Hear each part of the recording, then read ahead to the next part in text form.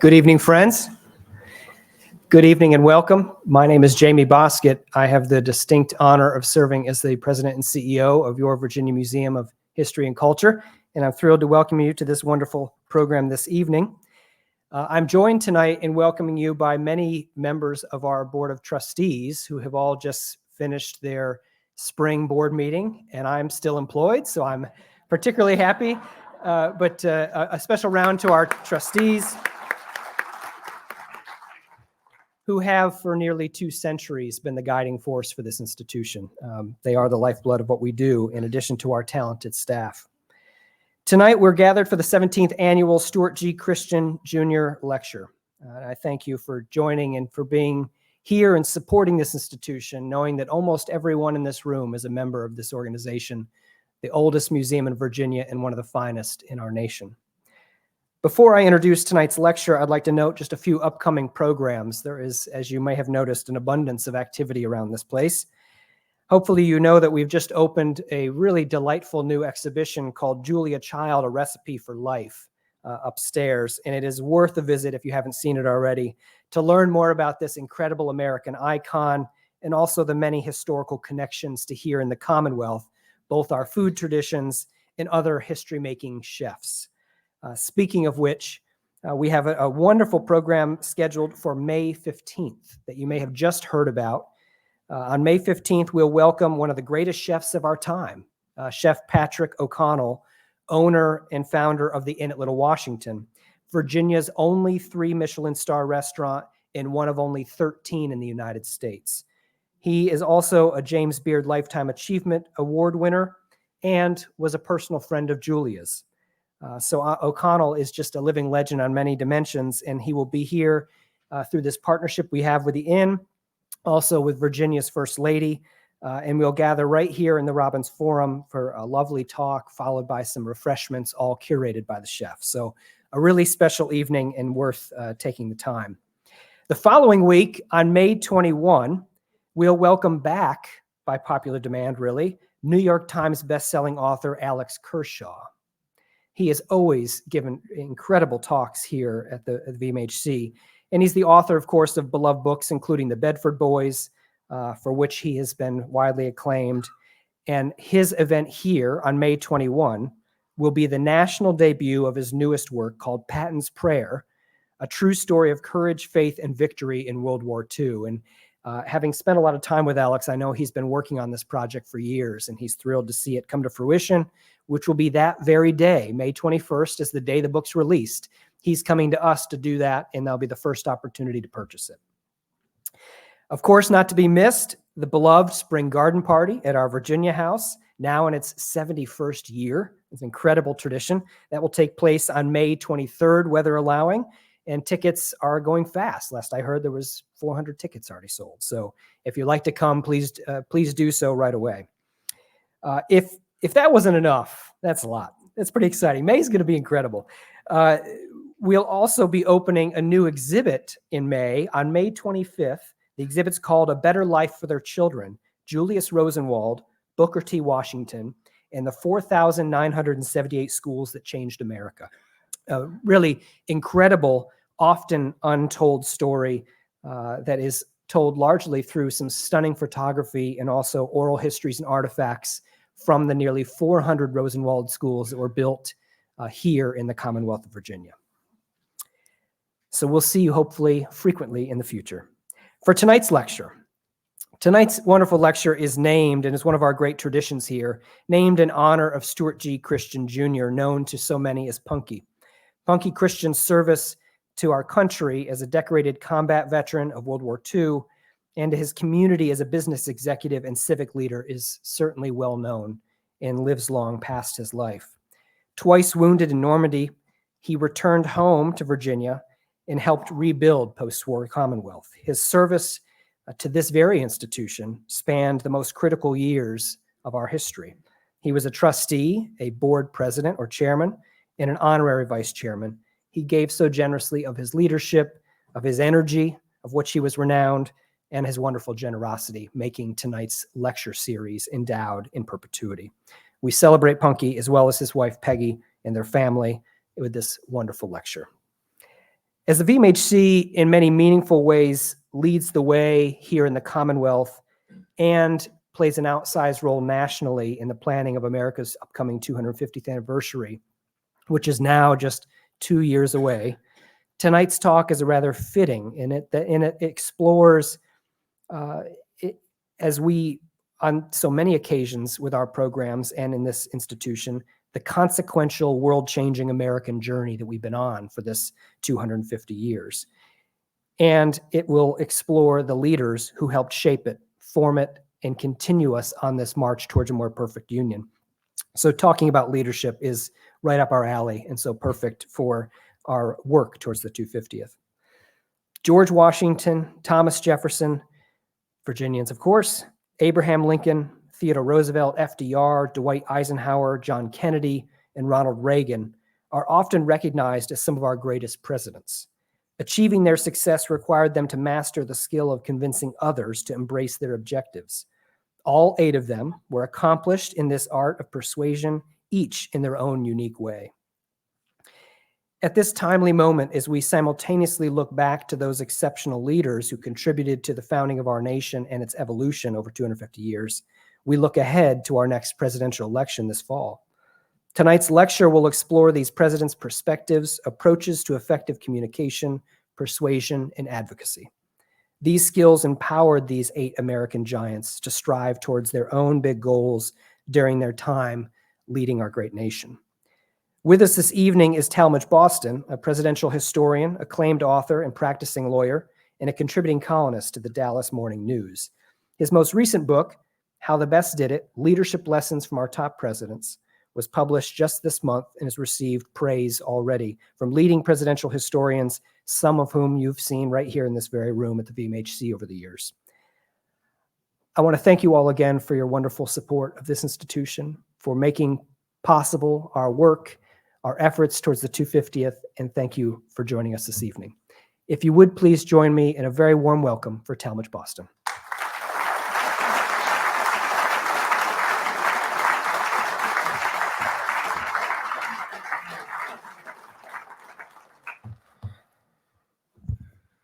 Well, good evening. My guess is you're here for one reason. You love history. And that's a good thing. And there are some lowbrows from the great unwashed who sometimes ask, well, what good is history? And my answer to that very stupid question is two reasons. One, it shows us how much things change. And 2, it shows us how much things stay the same. And sometimes history can actually be applied to our daily living. And that's my goal tonight, showing you 2 ways in which, because some things have stayed the same, they can therefore be applied to you and what you're trying to do in your life journey. The 2 things: first, to be a great leader, you got to be a great persuader.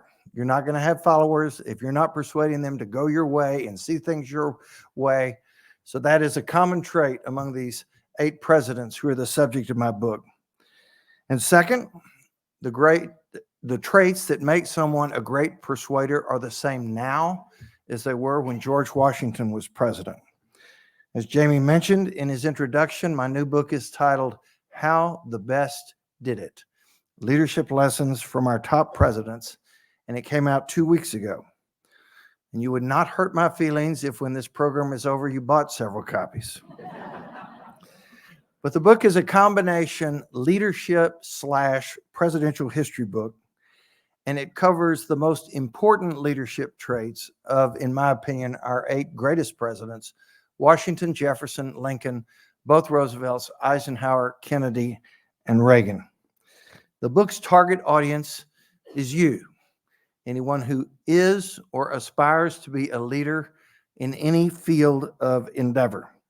And for those of you who are already leaders, I think these leadership lessons will cause you to be an even better leader. So in researching these 8 presidents to compile my 8 chapters, I realized that, yes, on the one hand, they were all very effective persuaders. But on the other hand, as you'll see, they each went about their persuasion in their own unique way. So exactly how they succeeded as persuaders in leading our nation to new heights during their eras is worthy of our attention tonight, because one way or another, we are all in the persuasion business. So with that in mind, let's now turn to the presidents, see what made each of them great persuaders, and use that knowledge to raise our game as leaders in our fields. First great president, George Washington. Now, as far as being a great persuader went, George Washington was not a great public speaker. In fact, he had a rather soft, breathy voice, which was a result of a childhood respiratory illness. But he also had trouble speaking. You probably are aware of the fact that he had serious teeth issues, such that by the time he was president, during his 8 years as president, he had one remaining tooth in his head. And so he had these incredibly unwieldy dentures. And if you haven't been to the museum at Mount Vernon, you need to go for that reason alone to see George Washington's dentures. And you'll say, how in the world could anybody speak with that contraption in their mouth? It's like speaking with a small bird cage in your mouth. But despite this voice and these teeth issues, what he said was persuasive, because everyone respected him. Why? Well, first of all, they knew of his achievements. Obviously, he'd been an outstanding military hero in the French and Indian War, and then, of course, an outstanding military leader in the Revolutionary War. He'd been the presiding chair of the Constitutional Convention in Philadelphia, and the stature that he gained from all of these achievements made people want to pay attention to him and listen to him, even though he wasn't a great public speaker. But besides achieving these incredible victories on the battlefield, in the political arena, what was it that he did that caused him to earn people's trust? Well, one of the first things, he always looked like a leader, right out of central casting. He was a sharp dresser. He had ramrod straight posture. He had piercing eye contact when he was listening to you. The portrait artist Gilbert Stuart said, if you looked in George Washington's eyes, you saw the eyes of the fiercest warrior in the jungle. He always rode a very impressive white hat. He moved with athletic grace. And at 6'2", he was usually the tallest guy in the room. It'd be like being 6'9" today. So you put all those traits together that present this incredibly impressive image. And that's what the term is, command presence. You look at me, you want me to be in command, was the unspoken message from the way that George Washington carried himself. So for those of you who are young, and there are many young people in this audience, you're wondering, what does it take to be a great leader? I would suggest that before you leave your home or apartment in the morning, you look in the mirror and ask yourself, how's my command presence? So Washington was also an effective persuader, besides this impressive appearance, because he had complete integrity, and therefore everything he said had complete credibility. Going back to Parson Weems' famous fable, he had to tell his father, I cannot tell a lie, I chopped down the cherry tree. That was a fable. But it was Parson Weems' effort to create something to make a point that everyone knew.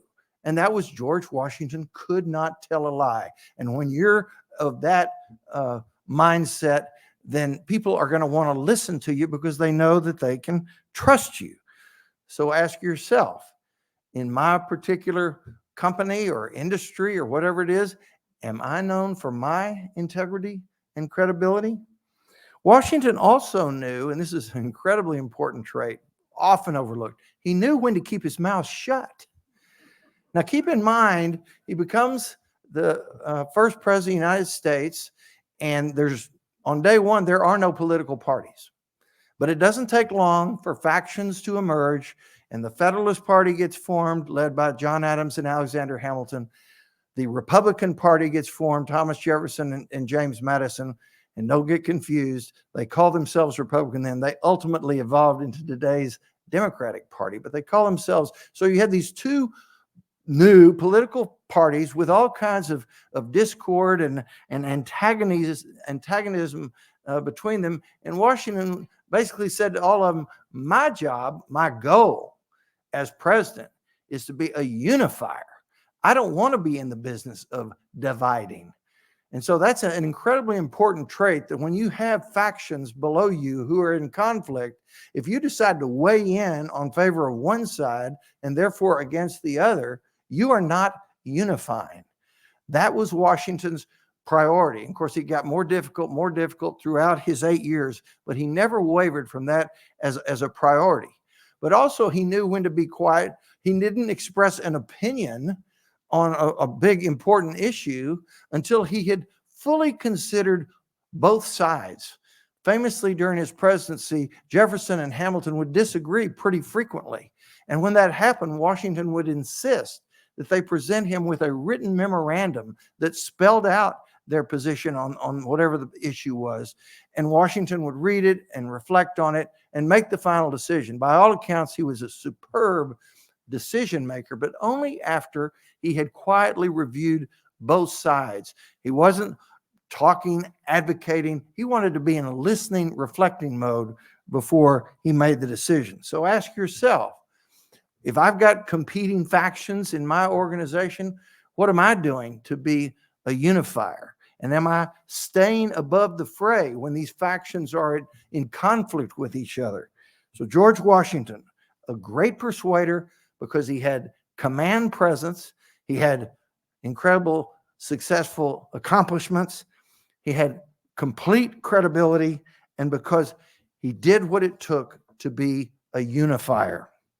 Second great president, Thomas Jefferson. Like Washington, Jefferson was a very poor public speaker.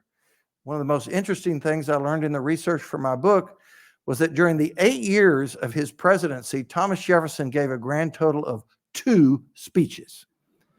And they were his 2 inaugural addresses. Those were the only ones. And so you know that persuasion sometimes comes when great leaders get in front of big crowds and moves large crowds. Jefferson knew that wasn't in his toolkit. But what he was good at was persuading in small groups. He was a dazzling conversationalist. He was incredibly charming. He exuded this genius from his thorough knowledge of literature and history and music, and he spoke 5 languages. Of course, he'd written the Declaration of Independence, but he knew how to bring out the best in others in small groups. And so throughout his presidency, he engaged heavily in what historians call diplomacy dinners.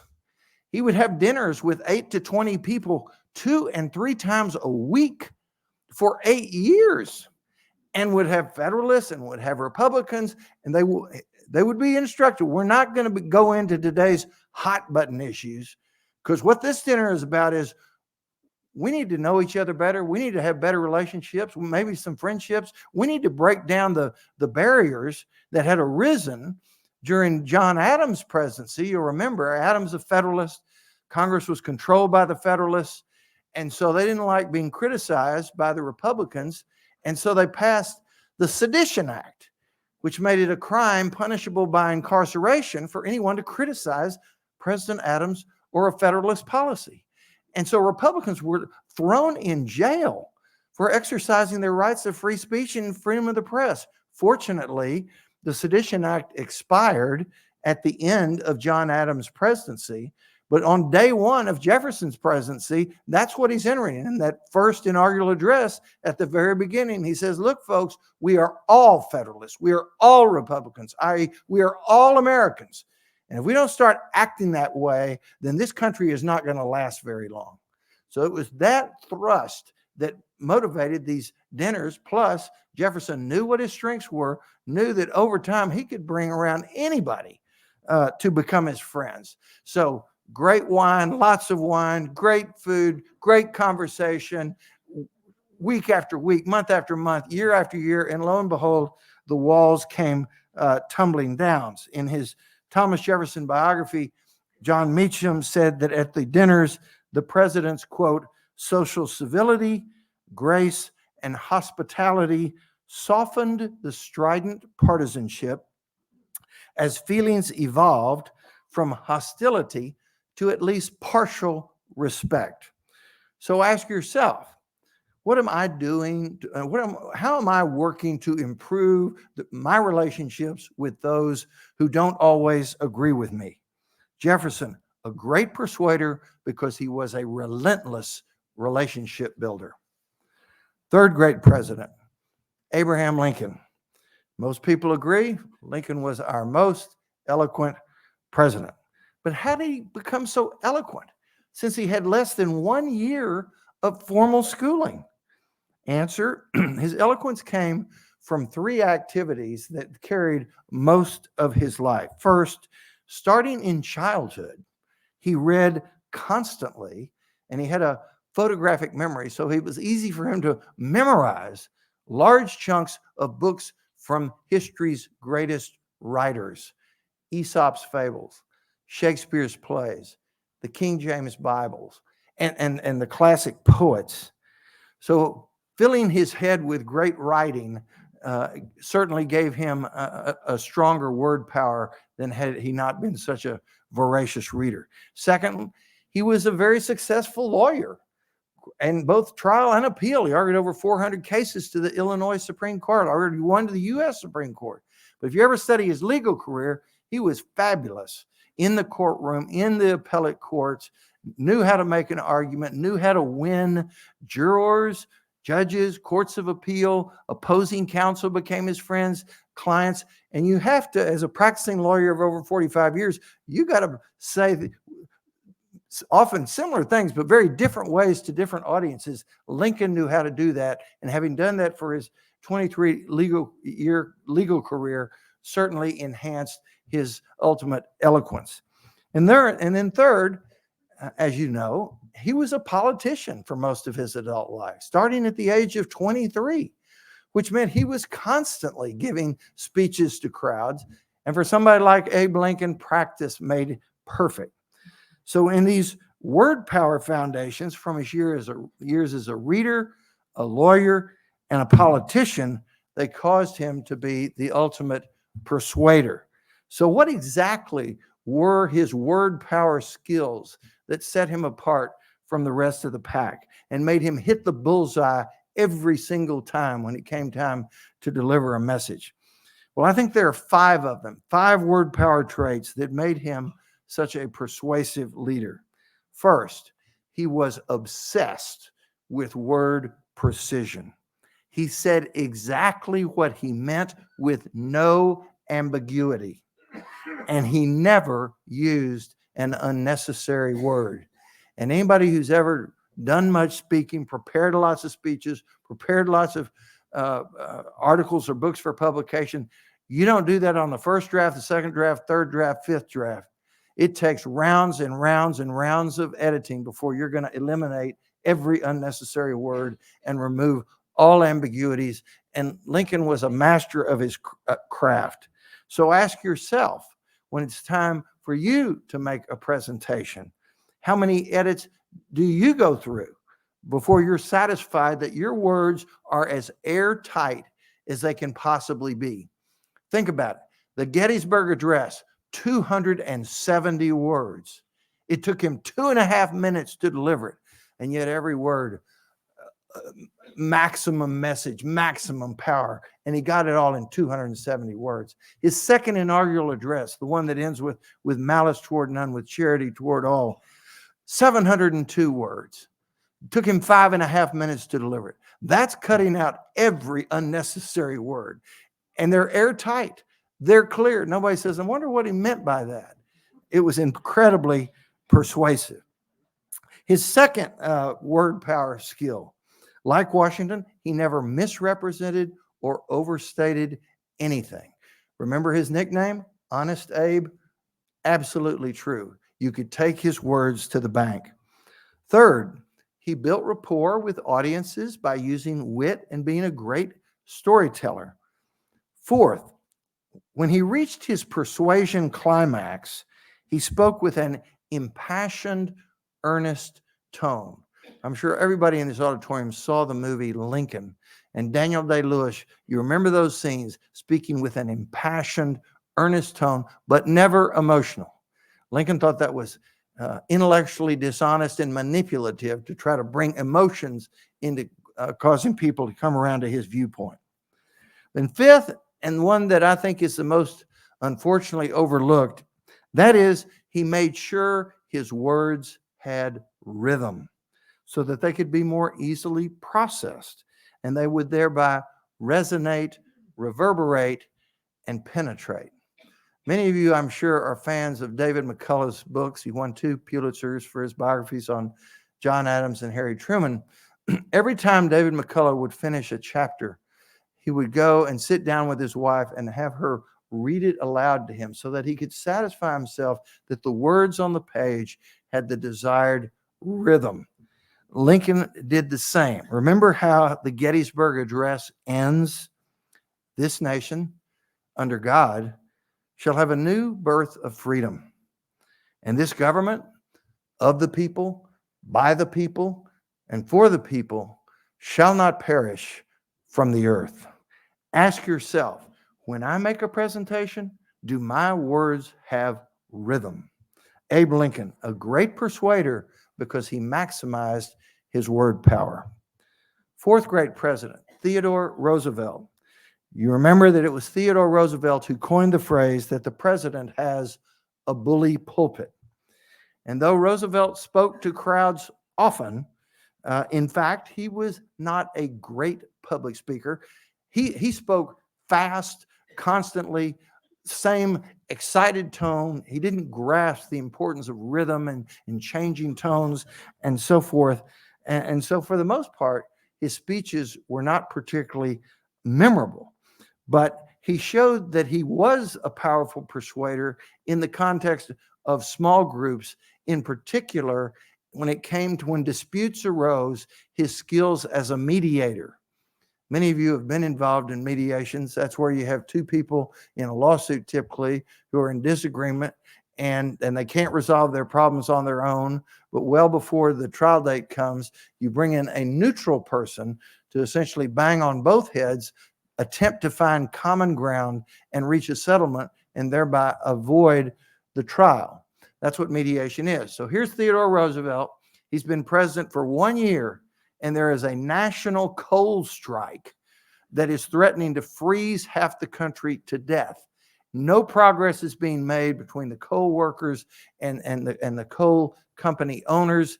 Roosevelt knew no American president had ever before gotten involved in a labor dispute, but he said, I'm the president. I can't have half the country freezing to death. So he steps in, he brings them together, he brainstorms possible ideas as to where they can find common ground, reach an agreement. He found that in getting them to agree to binding arbitration of their dispute and ultimately brought an end to it. Well, word got around not only the country, but around the world that this guy's got exceptional skills in mediating. And so Japan and Russia were at war with each other a couple years later. They thought, well, maybe Theodore Roosevelt can do for us what he did for the coal industry. And so, in fact, through his mediation skills, he brought an end to that war, and for it, he won the Nobel Peace Prize. Before his presidency ended, he also was called in and achieved success in mediating a dispute in Morocco and at the Hague Convention. So Doris Kearns Goodwin, in her biography of Theodore Roosevelt, described his power as a mediator this way, quote, he used his unusual powers of concentration, his rich cadre of ideas, and his ruthless single-mindedness, together with warmth, unabashed intensity, and pluck of personality to move people toward settlement. So ask yourself, if you're in charge of any sort of organization and there's some disputes going on, are you being proactive to bring an end to them? And in particular, to do that, are you using your full powers of concentration? Are you suggesting a variety of ways that they can find common ground? And are you maintaining personal warmth to all the people involved so that you'll be in the best position to bring an end to this dispute. So Theodore Roosevelt, a great persuader as a focused, shrewd, and emotionally intelligent mediator. Fifth great president, Franklin Roosevelt. Now, FDR was persuasive because he was 5-star in 2 areas of public communication. One, he was a great orator. You remember his first inaugural address, the country is hopelessly bogged down in the Great Depression, and FDR, in that opening of his first inaugural address, says, "First of all, let me assert my firm belief that the only thing we have to fear is fear itself." People kind of snap their heads. Maybe he's right. He took the temperature down, the fear down a little. He didn't work a miracle, but this is a president who from the very outset is aware of the fearfulness countrywide about the Depression, and that he's going to be proactive in dealing with it. You remember also the day after Pearl Harbor, his opening words. Yesterday, December 7, 1941, a date which will live in infamy. The United States of America was suddenly and deliberately attacked by naval and air forces of the Empire of Japan. No matter how long it may take us to overcome this premeditated invasion, the American people in their righteous might will win through to absolute victory. We will not only defend ourselves to the utmost, we'll make certain that this form of treachery will never happen again. When that's all over on the radio and Americans have heard it, we're ready to go to war. We're ready to win. They had previously, for years, been in a mindset largely of wanting to hold on to isolationism, but Roosevelt had moved them gradually toward realizing that Hitler would never be stopped unless the United States stepped up. And so with those powerful words after Pearl Harbor, we were ready to go. But in addition to this commanding oratory, he also persuaded people through his gentle conversational delivery in his fireside chats on the radio. 7 days into his first term as president, there was such a crazy panic run on the banks all over the country that Roosevelt shut them all down. And then on the 8th day of his presidency, he gave his first fireside chat, and in a rather matter-of-fact, calm approach in his chat, he explained, here's what we've done, here's why we did it, and here's what the next steps are going to be. We've got it under control. It's all going to be fine. There's no need to panic. End of fireside chat. The next day, all the banks are reopened and the panic is gone. The gentle, conversational, warm-hearted, self-confident radio delivery had totally eliminated a national panic. So ask yourself, in my presentations, do I know when to speak forcefully with strong oratory, like Roosevelt did on some occasions, but do I also know when that's not the right tone, when it's better to speak with a conversational, calm style? People respond differently to both. But for both, Roosevelt was the master because he had his finger on the pulse of the American people. He was constantly striving to know what is the public sentiment in all parts of the country. I can't even think about trying to move the sentiment in the direction that I want it to go unless I know where it is in the first place. So how did he do that? Throughout his presidency, he held frequent press conferences, getting questions from all sides constantly. He wanted to know what was on the media's minds. He also canvassed the country on car and train trips, but he couldn't do it as much as his wife, Eleanor, who was on the road all the time. And Eleanor would come back to D.C. and say, here's what the people in Arizona are thinking. Here's what the people in Michigan are thinking. Here's what the people in Rhode Island. He was gathering so that he knew exactly where people stood. The public opinion poll industry was starting up. And he was wired into that, whatever that was being revealed in those public opinion polls. And then last but not least, he made it a point to bring the leaders of both political parties into conversation frequently so that you have a clear understanding of where both parties were. So ask yourself, when I'm trying to figure out what's going on at my company or my organization, what am I doing to make sure I know what the sentiment is of all the groups in my company, not just a few? And then once he knew what the people were thinking, he came up with the great strategy for how to move them in the direction where he wanted them to go, which was different from their starting point. This was especially true, as I mentioned, in the late 30s and the early 40s. Hitler's taking over Europe. He's very aggressive. Churchill makes it clear that if the United States doesn't enter the war, there's no way in the world they're going to be able to defeat Hitler. But Roosevelt knows the sentiment. He knows Americans don't want to go halfway around the world to fight another war like they'd done 20 years before in World War I. But he also knew if we just sat back and remained isolationism, Hitler was going to take over the rest of the world and then he'd become the United States. So how do I get people to start thinking, you know what, I cannot stay stuck in isolation indefinitely. There comes a time when we have got to take care of ourselves. And he did that in his steady messages, in his fireside chats.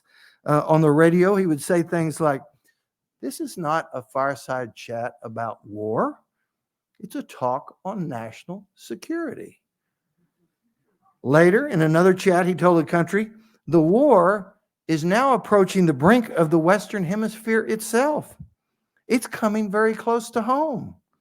Anyone with an atlas, anyone with a reasonable knowledge of the sudden striking force of modern war knows that it's stupid to wait until a probable enemy has gained a foothold from which to attack.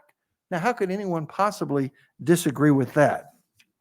So his words, message incrementally and strategically. If you beat somebody over the head with your ultimate viewpoint from the very beginning, you will never get them. Franklin Roosevelt knew that. You got to bring them along and be patient, but keep moving in the same direction.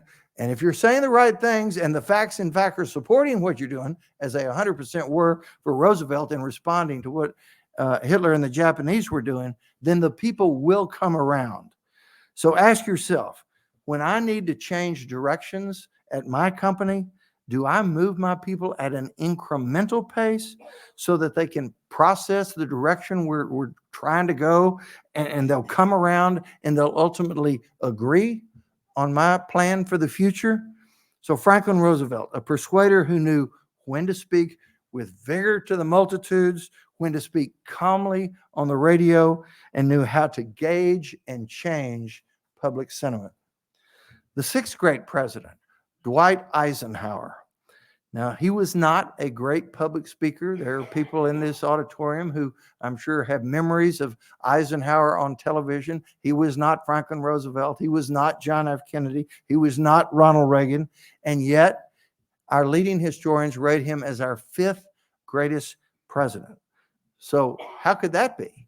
Somebody who in the modern era, in the television era, could emerge as our fifth greatest president? Well, the answer is because Eisenhower, above all, knew how to persuade the right people to get things done.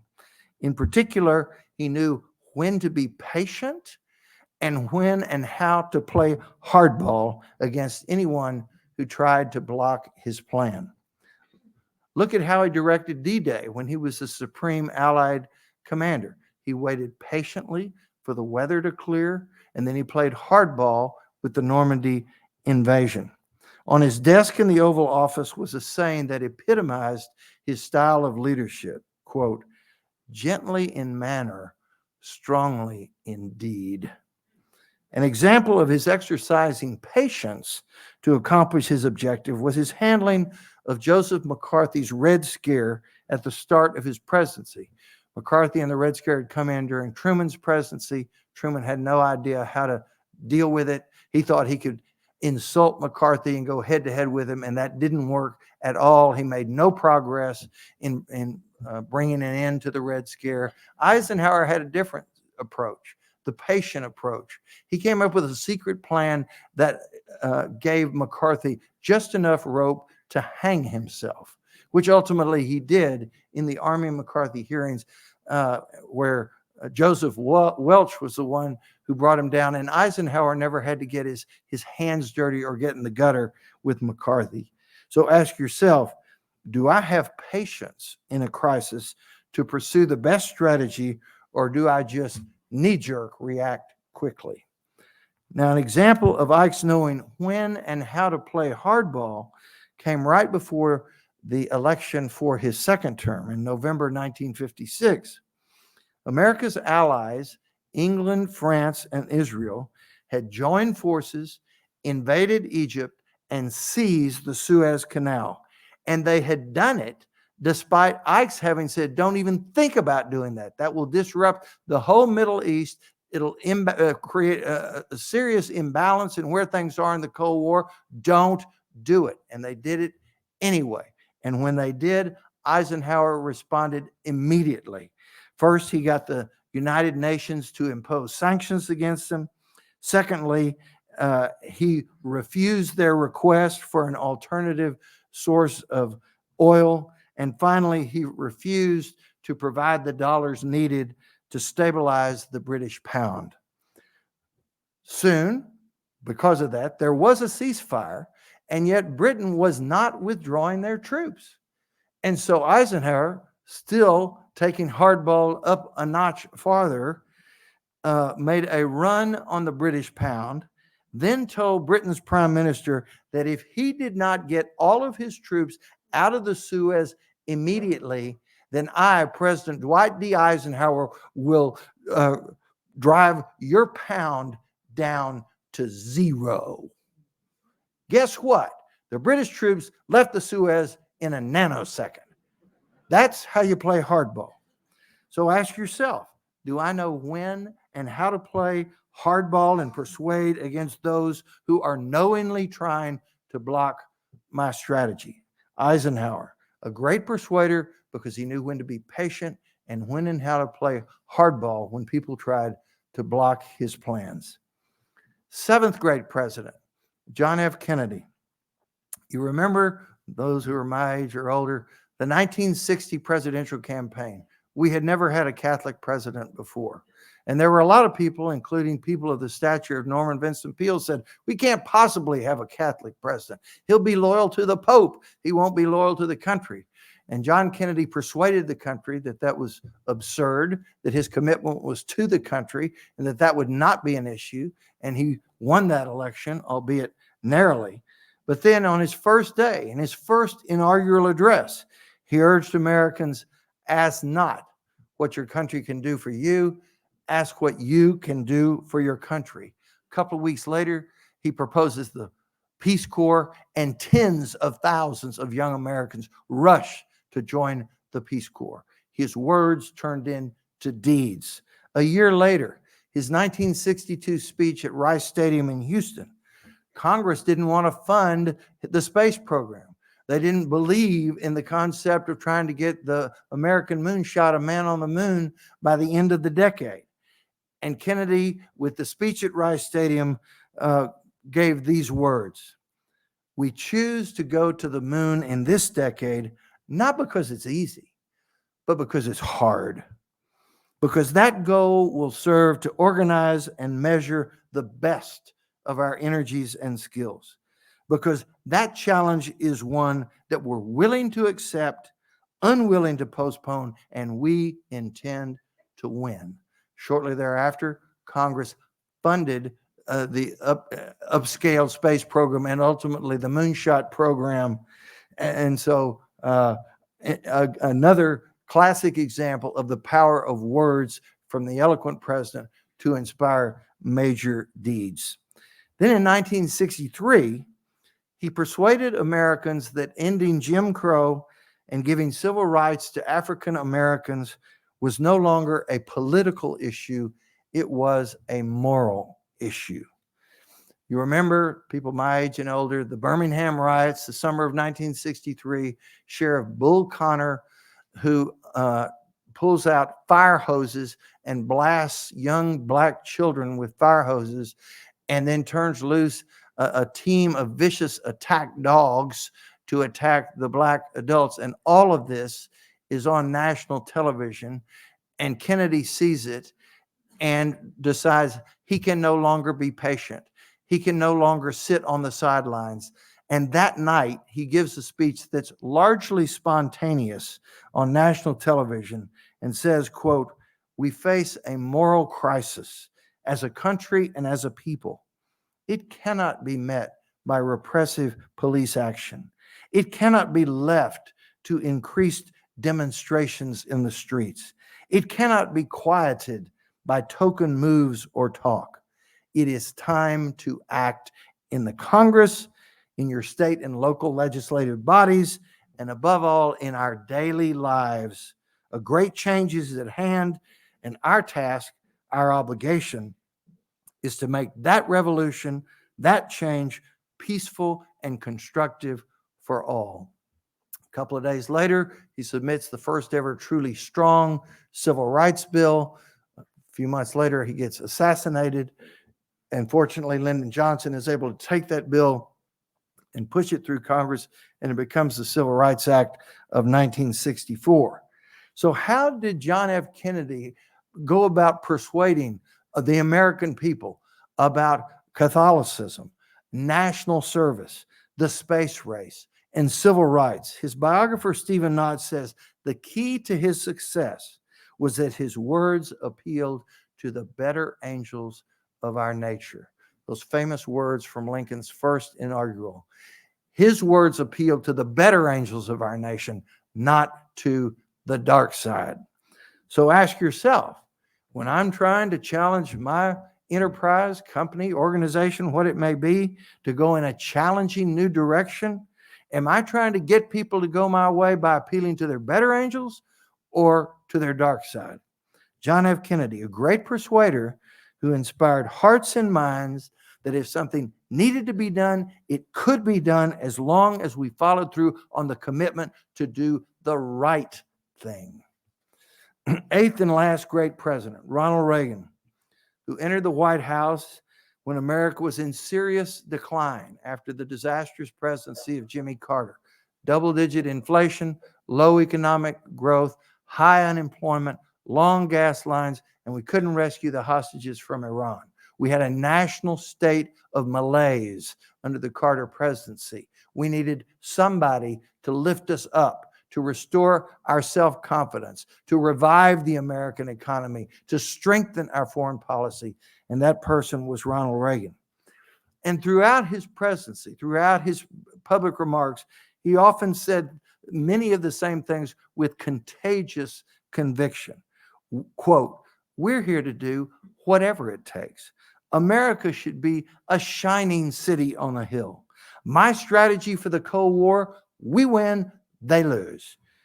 On his Oval Office desk, in wood ingrained, "It can," all caps, C-A-N, "it can be done." And it was that kind of optimism that never wavered and on which he followed through that brought an end to the Cold War, revived the economy, and restored our nation's belief in itself. Pessimists never move mountains. Only optimists do, and Reagan's presidency proved that. So ask yourself, am I inspiring optimism in my organization? So there you have it, Virginia Museum of History and Culture. My new friends here in Virginia, may you remember how our greatest presidents used their uniquely different styles, but nonetheless unique, all effective styles of persuasion to achieve their success. Washington, persuasion as an accomplished command presence with unwavering integrity, who knew when and when not to speak to preserve unity. Jefferson, persuasion as a relentless relationship builder. Lincoln, persuasion by maximizing word power through clarity, sincerity, and precision. Theodore Roosevelt, persuasion as a mediator who found common ground between conflicting factions. Franklin Roosevelt, persuasion, by knowing when to speak forcefully and when to speak calmly, and knew what the public sentiment was and how he could change it. Dwight Eisenhower, persuasion, by knowing when to be patient and when and how to play hardball. John Kennedy, persuasion, by inspiring us to be guided by the better angels of our nature. And Ronald Reagan, persuasion, driven by a constant, sincere optimism. So now that you know the history behind how the best did it, may you apply it to your leadership persuasion repertoire. Thank you.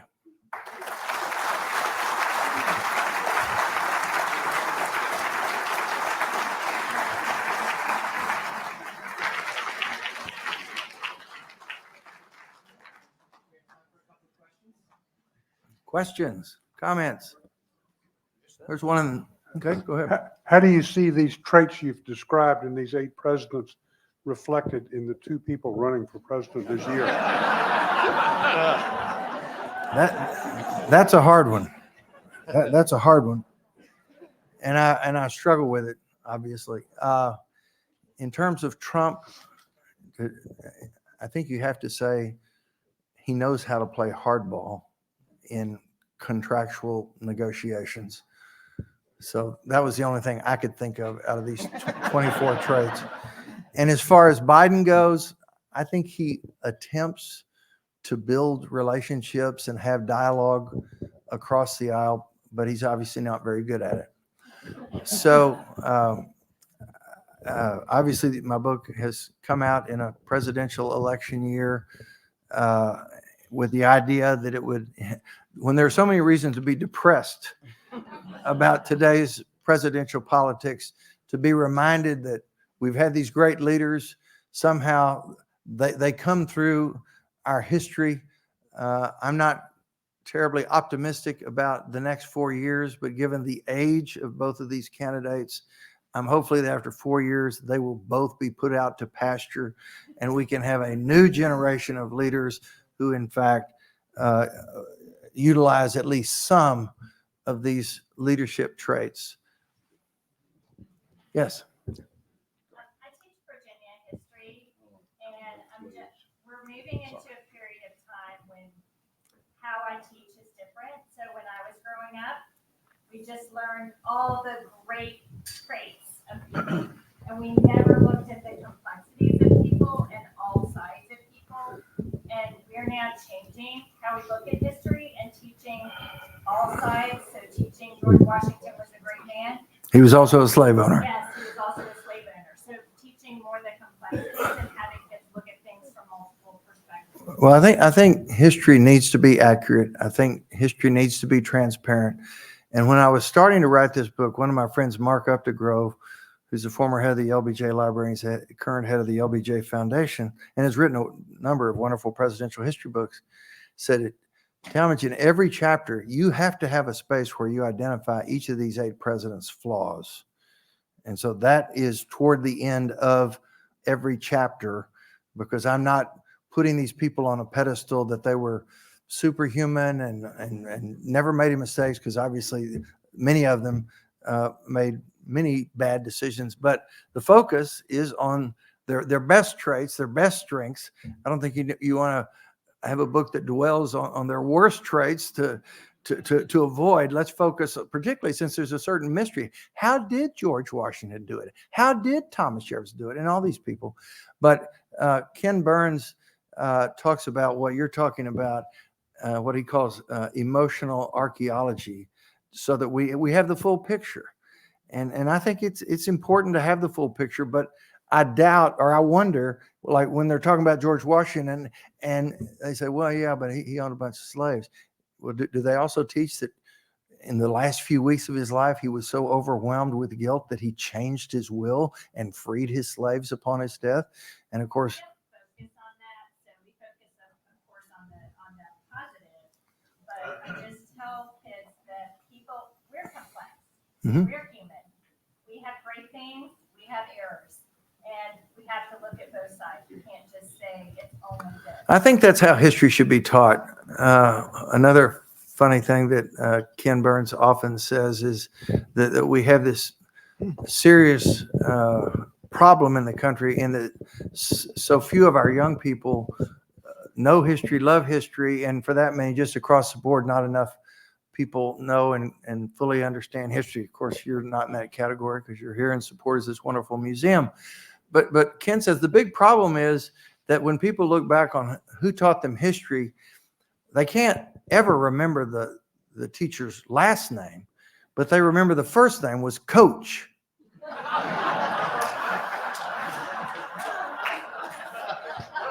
Sad but true. It kind of had a ring to it. I think people were responding to that.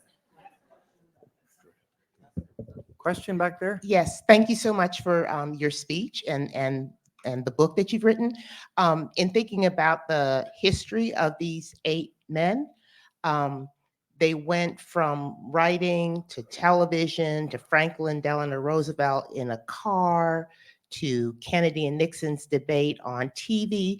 And so given current social media platforms, whether it's X or Instagram, could you relate those social media means of communication to the great communicators that you've written about? Well, we've now had, of course, President Obama started using social media, and Trump obviously overused it. And I am not a social media person, but the story of American history is that the great presidential leaders surrounded by really smart people realize you've got to communicate in the best way possible. And given that today, so few people read newspapers, so they're not getting their news that way. And actually, so many people are turned off by the partisan television networks that have their own agendas, that more people are getting their information from social media. And so they're all actively involved with, the smartest minds in the field to communicate the messages that they want. I mean, the people my age, of course, I grew up and the people who delivered the news on TV, everybody watched the news and had complete confidence that what Walter Cronkite and Huntley Brinkley and Howard K. Smith and Frank Reynolds said was the truth and was intellectually honest and was trying to be fair and balanced. And so we could rely on it. You obviously cannot do that anymore. And similarly,